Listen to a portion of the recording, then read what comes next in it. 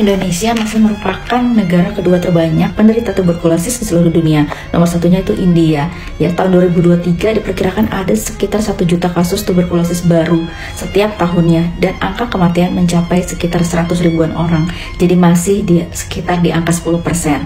Nah, bayangkan bahwa setelah merdeka beberapa puluh tahun pun kita belum merdeka dari tuberkulosis, dan kita juga masih mendapatkan dana bantuan dari WHO dan dunia untuk permasalahan tuberkulosis ini. Memang tidak mudah karena pengobatannya yang cukup panjang, minimal 6 bulan, bisa mencapai 1 tahun atau seumur hidup pada tuberkulosis yang sudah resisten. Nah, jadi tentu compliance, disiplin, dan support dari keluarga dibutuhkan untuk eradikasi tuberkulosis ini. Nah, jadi datang seorang pasien, ibu-ibu, terlihat tidak terlalu kurus, biasa saja, namun sering mengeluh nyeri dada, dan akhirnya terakhir mengatakan keluar bercak darah, hanya bercak darah dari batuknya. Jadi beliau juga menyangka ini hanya iritasi dari tenggorokan saja. Namun ternyata setelah dilakukan pemeriksaan radiologis memang jelas ada kavitas atau jaringan yang memang keluar berupa darah, itu adalah memang tersangka dari tuberkulosisnya. Namun karena memang tidak ada dahak yang adekuat, kita pancing dulu dengan inhalasi, baru dilakukan pemeriksaan dahak sebagai pemeriksaan standar untuk diagnosis tuberkulosis. Ya, walaupun dari radiologisnya sudah sangat mengarah ke arah tuberkulosis.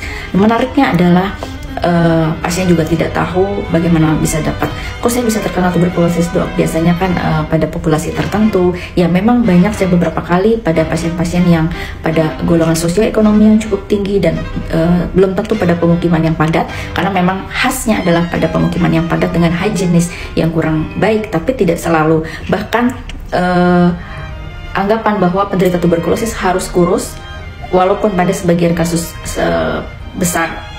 sebagian besar kasus itu benar, namun tidak selalu. Saya pernah memiliki pasien tuberkulosis cukup parah dengan berat badan yang pasiennya terlihat gemuk.